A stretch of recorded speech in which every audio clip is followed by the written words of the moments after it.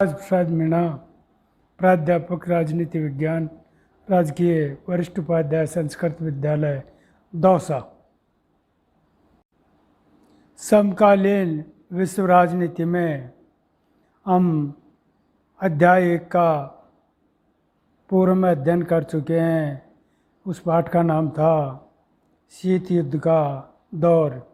आज हम इसी पाठ पुस्तक का अध्याय 2 शुरू करने जा रहे हैं और इस अध्याय का नाम है दो ध्रुवीयता का अंत। सोवियत संघ के अंतर्गत हम आपको इस पाठ में थोड़ा परिचय दें कि जब इस पाठ के परिचय के अंतर्गत जब हमें दो ध्रुवीयता के बारे में बात करते हैं और इसमें परिचय के रूप में देखते हैं कि शीत युद्ध के दौरान जब बर्लिन में दीवार खींची गई थी और 1989 में पूर्वी जर्मनी की आम जनता ने इस दीवार को गिरा दिया था, जिसके घटनाक्रम के बाद में एक दूसरी परिणति सामने आई और शीत युद्ध समाप्त हुआ। दूसरे विश्व युद्ध के बाद जो विभाजित हो चुका था जर्मनी, अब इसका एकीकरण हुआ। उसके साथ यूरोप के जो 8 देश थे, एक एक करके जनता प्रदर्शन को देखते हुए साम्यवादी शासन को बदल डाला और सोवियत संघ ये सब चुपचाप देखता रहा। सैन्य मजबूरी से ही नहीं बल्कि आम जनता की सामूहिक कार्रवाई के दबाव के कारण ये सब कुछ होता रहा और स्वयं सोवियत संघ का विघटन हो गया। इससे दुनिया के विघटन के सोवियत संघ के इस विघटन से कारण और परिणामों के बारे में हम इस पाठ में चर्चा करेंगे तथा सोवियत शासन के पतन का दुनिया के इस हिस्से में क्या हुआ और अन्य देशों के साथ में इसके कैसे रिश्ते रहे, इसके बारे में भी हमें इस पाठ के अंतर्गत जानकारी प्राप्त करेंगे। तो उससे पहले सोवियत प्रणाली क्या थी? सोवियत प्रणाली सोवियत समाजवादी सोवियत गणराज्य जो रूस में 1917 की समाजवादी क्रांति के बाद अस्तित्व में आया था और ये व्यवस्था पूंजीवादी के विरोध में हुई थी और समाजवाद के आदर्श और समतामूलक समाज की जरूरत से प्रेरित थी। मानव इतिहास में निजी संपत्ति की संस्था को समाप्त करने और समाज को समानता के सिद्धांत में सचेत रूप से रचने की बड़ी कोशिश की गई थी। इसमें सोवियत प्रणाली के निर्माताओं ने राज्य और पार्टी की संस्था को बहुत प्राथमिकता दी और सोवियत राजनीतिक प्रणाली की जो धुरी थी वो कम्युनिस्ट पार्टी थी। सोवियत संघ की राजनीतिक प्रणाली की जो धुरी पार्टी थी वो कम्युनिस्ट पार्टी थी। इसमें अन्य किसी भी राजनीतिक दल को या विपक्ष को कहीं भी कोई जगह नहीं थी। अर्थव्यवस्था भी योजनाबद्ध और राज्य के नियंत्रण में थी। दूसरे विश्व युद्ध के बाद यूरोप के जो पूर्वी यूरोप के देश थे वो सोवियत संघ के अंकुश में आ गए और सोवियत सेना ने फांसीवाद ताकतों से चंगुल से इन्हें मुक्त कराया। इन सभी देशों की राजनीतिक और सामाजिक व्यवस्था को सोवियत संघ की समाजवादी प्रणाली की तर्ज पर डाला गया और समाजवादी देश को दूसरी दुनिया कहा जाने लगा। समाजवादी खेमे के जो देश थे उनको दूसरी दुनिया के नाम से जाना लगा और इनके नेता समाजवादी सोवियत गणराज्य बना। इस प्रकार से यह सोवियत गणराज्य विस्तृत रूप से चरम बिंदु पर था। सोवियत संघ महाशक्ति के रूप में द्वितीय विश्व युद्ध के बाद में उभरा था और यदि सोवियत संघ की अर्थव्यवस्था शेष विश्व की तुलना से कहीं भी ज़्यादा विकसित और थी और इसकी संचार प्रणाली भी बहुत उन्नति के मार्ग पर थी तथा विशाल ऊर्जा संसाधन भी था। इसमें खनिज तेल, लोहा, इस्पात तथा मशीनरी उत्पादन सोवियत संघ में काफ़ी कुछ थे। आवागमन की सुव्यवस्था और विशाल प्रणाली के कारण ये देश आपस में जुड़े हुए भी थे एक दूसरे से। उपभोक्ता उद्योग भी उन्नत पर थे। यहाँ पेन से लेकर के कार तक प्रत्येक चीज़ का उत्पादन होता था। हालांकि सोवियत संघ के उपभोक्ता उद्योगों में बनने वाली वस्तुओं गुणवत्ता के लिहाज से पश्चिमी देशों के समान स्तर की नहीं थी, लेकिन व्यक्तियों को अपनी आवश्यकता की या न्यूनतम जीवन जीने के लिए सभी वस्तुएं उपलब्ध होती थी। सरकार बुनियादी ज़रूरतों की मसलन स्वास्थ्य सुविधा, शिक्षा, बच्चों की देखभाल, लोक कल्याणकारी की अन्य रियायतों की दर पर मुहैया कराती थी। बेरोजगारी नहीं थी। इस प्रकार से यह काफ़ी कुछ उत्पादन संपदाओं पर स्वामित्व होने के कारण नियंत्रण राज्य का ही था और काफ़ी उन्नति पर था। सोवियत संघ पर जब नौकरशाही का शिकंजा कसता चला गया और प्रणाली सत्तारूढ़ होती चली गई तो नागरिकों का जीवन कुछ कठिन होता गया, जिसके परिणामस्वरूप सोवियत संघ के अधिकांश संस्थाओं में सुधार की जरूरत थी और सोवियत संघ के एक दल कम्युनिस्ट पार्टी का जो शासन था उस दल के सभी संस्थाओं पर गहरा अंकुश था। यह दल जनता के प्रति जवाबदेह भी नहीं था। ऐसी स्थिति में बाकी मामलों की साज संभाल अपने आप करने के लिए 15 जो गणराज्य थे उन्होंने आपस में मिलकर जो सोवियत संघ बनाया था, उस सोवियत संघ के नक्शे में रूस संघ के 15 गणराज्यों में भी एक था। लेकिन अन्य क्षेत्रों की जनता अक्सर अपने आप में उपेक्षित और एक दमित महसूस करती थी, जिसके परिणाम स्वरूप जब हथियारों की होड़ में सोवियत संघ ने समय समय पर अमेरिका की बराबरी की या अमेरिका से टक्कर लेने का प्रयास किया, ऐसी स्थिति में सोवियत संघ को भारी कीमत चुकानी पड़ी। सोवियत संघ बुनियादी ढांचे के मामले में पश्चिमी देशों की तुलना में पीछे रह गया और सोवियत संघ अपने नागरिकों की राजनीतिक और आर्थिक आकांक्षाओं को पूरा करने में सफल नहीं हो सका।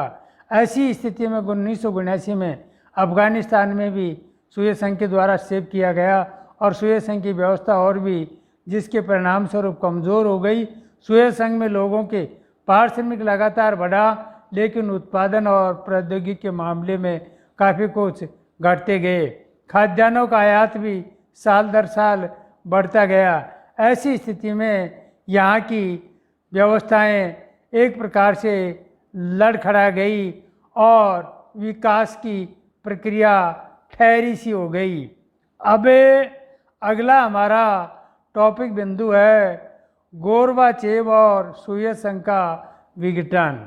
मिखाइल गोर्बाचेव ने इस व्यवस्था को सुधारने का भरसक प्रयास किया और 1980 के दशक में मध्य में सोवियत संघ की कम्युनिस्ट पार्टी के जो महासचिव बने थे ये मिखाइल गोर्बाचेव, इन्होंने देश में सूचना और प्रौद्योगिकी के क्षेत्र में क्रांति हो रही थी पश्चिमी देशों में, तो सोवियत संघ को भी इसकी बराबरी में लाने के लिए कुछ सुधार जरूरी हो गए थे।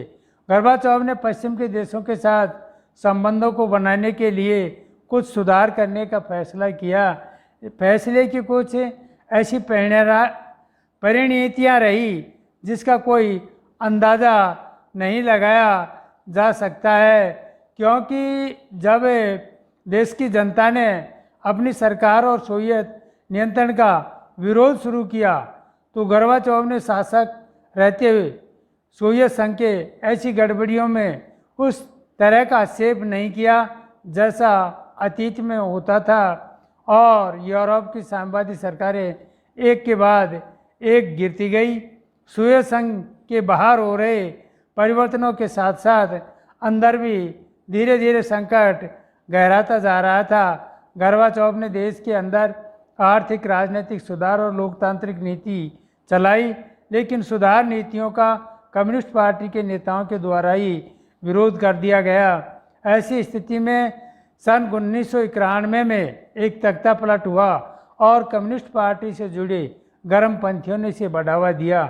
जनता को स्वतंत्रता का वह रस मिल चुका था, स्वाद मिल चुका था और कम्युनिस्ट पार्टी के पुरानी रंगत को वाले शासन में नहीं जाना चाहते थे। ऐसी स्थिति में यहाँ एल्त्सिन ने इस तख्तापलट के विरोध में महत्वपूर्ण जो भूमिका निभाई और रूसी गणराज्यों ने जहाँ बोरियम वेल्तिन ने आम चुनाव जीता था, केंद्रीकर्ता और नियंत्रण को मानने से इनकार कर दिया और सोवियत संघ के उन भागों में जो ज़्यादा यूरोपीय थे अपने को संप्रभु राज्य मानते थे। आश्चर्यजनक तौर पर मध्य एशियाई गणराज्यों ने भी अपने लिए स्वतंत्रता की मांग तो नहीं की, वे सोवियत संघ के साथ ही रहना चाहते थे। लेकिन 1991 के दिसंबर में एल्त्सिन ने सोवियत संघ के 3 बड़े गणराज्य रूस, यूक्रेन और बेलारूस ने सोवियत संघ की समाप्ति की घोषणा कर दी। और जो ही रूस, यूक्रेन, बेलारूस ने सोवियत संघ की समाप्ति की घोषणा की और ऐसी स्थिति में परिणत जो सोवियत गणराज्य थे उनमें विघटन की शुरुआत हो गई, जिसके परिणाम स्वरूप पूंजीवाद तथा लोकतंत्र को जो आधार बनाया गया और सोवियत गणराज्य के विघटन की घोषणा से स्वतंत्र राष्ट्रों के जो राष्ट्रकुल थे उनके गठन से बाकी जो गणराज्य थे, खासकर मध्य एशिया गणराज्यों के लिए बहुत आश्चर्यचकित करने वाला था, क्योंकि ये गणराज्य अभी भी स्वतंत्र राज्यों के राष्ट्रकुल से बाहर थे और राष्ट्रकुल का संस्थापक सदस्य बनाया गया। रूस को सोवियत संघ का उत्तराधिकारी राज्य घोषित किया गया और रूस को सुरक्षा परिषद में सोवियत संघ की सीट मिली। स्थायी जो सुरक्षा परिषद में सोवियत संघ की सीट थी स्थायी, वो भी रूस को मिली और अंतर्राष्ट्रीय करार और संधियाँ भी उसी को निभाने का जिम्मा सौंपा गया। ये क्यों हुआ? क्योंकि सोवियत संघ को ही परमाणु शक्ति थी, उनको इसी के पास माना गया। एक परमाणु शक्ति संपन्न देश का दर्जा रूस को ही मिला। अमेरिका के साथ परमाणु निस्त्रीकरण की जो दिशा थी उसके कुछ कदम भी उठाए और सोवियत संघ अब नहीं रहा। इस प्रकार से सोवियत संघ का विघटन हुआ। अब अंत में जाकर के प्रश्न ये होता है कि अंत में इस सोवियत संघ का विघटन क्यों हुआ? विश्व की दूसरी जो बड़ी महाशक्ति थी वो अचानक कैसे बिखर गई? यह भी एक हमारे सामने प्रश्न उपस्थित होता है और साम्यवाद के अंत को समझने के लिए यह सवाल पूछना जरूरी नहीं है। सवाल में किसी भी राजनीतिक व्यवस्था के अंतर्गत अपने सारे कार्य की रूपरेखा, उसकी पतन सबको समझना जरूरी होता है। और सोवियत संघ के रूप में न तो कोई राज व्यवस्था पहली बार टूटी थी और न ही आखिरी बार, क्योंकि सोवियत संघ के विघटन के कुछ विशेष कारण जरूर रहे हैं जिसके परिणाम स्वरूप इसका पतन हुआ है और इसमें कोई संदेह नहीं है। सोवियत संघ की राजनीति, आर्थिक संस्थाएं अंदरूनी कमजोरी के कारण लोगों की आकांक्षाओं को पूरा नहीं कर सकी थी। ये मेन बिंदु रहा है सोवियत संघ के विघटन का। क्या सोवियत संघ की राजनीतिक जो आर्थिक संस्थाएं थी वो अंदरूनी रूप से कमज़ोर थी और वो व्यक्तियों की आवश्यकताएं और व्यक्तियों की जो आकांक्षाएं थी उनकी पूर्ति करने में असफल रही। ये पतन का कारण रहा और अर्थव्यवस्था गतिरुद्ध रही। उपभोक्ता वस्तुओं की बहुत कमी हो गई। सोवियत संघ की आबादी का एक बड़ा हिस्सा अपनी राज व्यवस्था को अब शक की दृष्टि से देखने लगा और यह व्यवस्था इतनी कमज़ोर कैसे हुई और अर्थव्यवस्था में गतिरोध क्यों आया? इसका उत्तर काफ़ी हद तक साफ है और वह है सोवियत संघ ने अपने संसाधनों का अधिकांश हिस्सा परमाणु हथियार और सैन्य साजो सामान पर लगाया। अर्थात अमेरिका से परमाणु हथियारों की बराबरी करने के परिणाम स्वरूप सोवियत संघ ने अपने जितने भी संसाधन थे उनका अधिकांश भाग परमाणु हथियार और सैन्य साज सामान पर लगाया, जिसके परिणाम स्वरूप जो पिछलंगू देश के विकास पर जो खर्च किए वो भी एक कारण रहा और उसकी आर्थिक व्यवस्था कमज़ोर हो गई, आर्थिक दबाव बना और सोवियत संघ इस व्यवस्था का सामना करने में असफल रहा, जिसके परिणाम स्वरूप पश्चिमी मुल्कों की तरक्की के बारे में भी सोवियत संघ के आम नागरिकों की जानकारी बढ़ी और वे अपनी राज व्यवस्था और पश्चिम देशों की राज व्यवस्था के बीच मौजूद अंतर भांप सकते थे। तो ये सोवियत राज व्यवस्था पश्चिम की पूंजीवादी से बेहतर है, लेकिन सच्चाई ये हुई कि सोवियत संघ बहुत पिछड़ चुका था और अपने पिछड़ेपन की पहचान अब लोगों को राजनीतिक और मनोवैज्ञानिक रूप से बहुत सारा धक्का लगा। सोवियत संघ प्रणाली और राजनीतिक रूप से जो गतिरोध रहा, जो गति अवरुद्ध रहा, वो 70 साल तक जो कम्युनिस्ट पार्टी ने शासन किया, यह पार्टी अब जनता के प्रति जवाबदेही भी नहीं रही, जिसके परिणाम स्वरूप गतिरोध प्रशासन, भारी भ्रष्टाचार और गलतियों को सुधारने में व्यवस्था की क्षमता, ये कुछ ऐसे आधार रहे जिसके परिणाम स्वरूप आम नागरिक ने जिसे ज़्यादा विशेष अधिकार मिले हुए थे, लोग अपने को राज व्यवस्था और शासन से जोड़कर नहीं देख पा रहे थे और सरकार का धीरे धीरे जनाधार खिसकता चला गया। मिखाइल गोर्बाचोव ने इन दोनों समस्याओं को समाधान करने का जो वायदा किया, गोर्बाचोव ने अर्थव्यवस्था को सुधारने और पश्चिम की बराबरी पर लाने और प्रशासनिक ढांचे में ढील देने का जो वायदा किया। अब गोर्बाचोव तो रोग का ठीक निदान कर रहे थे, वो तो अपना कार्य सही कर रहे थे, सुधारों को लागू करने का उनका प्रयास भी बहुत अच्छा था, लेकिन सोवियत संघ टूट गया और उस टूटने का मैन लोगों की भावनाएं और आकांक्षाएं कुछ ज़्यादा विवादित हो जाती हैं। वो इस स्थिति में आगे सबने सटीक उत्तर दिया कि जब गोर्बाचोव ने इन सुधारों को लागू किया और व्यवस्था में ढील दी तो लोगों की आकांक्षाएं और अपेक्षाएं बहुत तेज़ी से बढ़ गई, जिसका अनुमान शायद ही कोई लगा सकता था और उस पर फिर काबू पाना असंभव हो गया। सोवियत संघ की जनता एक तबके ये सोच रही थी और गोर्बाचोव को ज़्यादा तेज़ी से कदम उठाने चाहिए। ये लोग उनकी कार्य पद्धति से धीरज खो बैठे थे और बहुत धीमी गति से फायदा हो रहा है, ये उसके ऊपर उल्टा दोषारोपण लग गया, जिसके परिणाम स्वरूप जनता के एक हिस्सा, खासकर कम्युनिस्ट पार्टी के सदस्य और वे लोग सोवियत व्यवस्था से फायदे में थे, विचार विपरीत थे। उनका कहना था हमारी सत्ता और विशेषाधिकार अब कम हो रहे हैं और गोर्बाचोव बहुत जल्दीबाजी दिखा रहे हैं। ऐसे आपस में खींचातान में गोर्बाचोव का समर्थन हर तरफ से जाता रहा और जनमत आपस में बट गया। जो लोग उनके साथ थे उनका मोह भंग हो गया। इन सारी बातों के बावजूद सोवियत संघ का विघटन न होता, लेकिन एक महत्वपूर्ण घटना और थी, अधिकांश पर्यवेक्षकों को चौंकाया और सोवियत व्यवस्था के अंदर के जो लोग थे उसमें दंग रह गए और वो घटना थी राष्ट्रवादी भावनाओं और संप्रभुता की इच्छा का उभार। रूस और बाल्टिक गणराज्य थे जो एस्टिना, लताविया और लिथुआनिया, यूक्रेन, जॉर्जिया जैसे जो राष्ट्र थे, अब इन राष्ट्रों के अंतर्गत आपस में सुधार और इनकी परिणति सामने आई, जिसके परिणाम स्वरूप इनमें सोवियत संघ के विघटन और राज्यों में राष्ट्रीयता और संप्रभुता के भावों का उभार, ये सब सोवियत संघ के विघटन के अंतिम और सर्वाधिक तात्कालिक कारण सिद्ध हुए। इस प्रकार से सोवियत संघ का विघटन हुआ।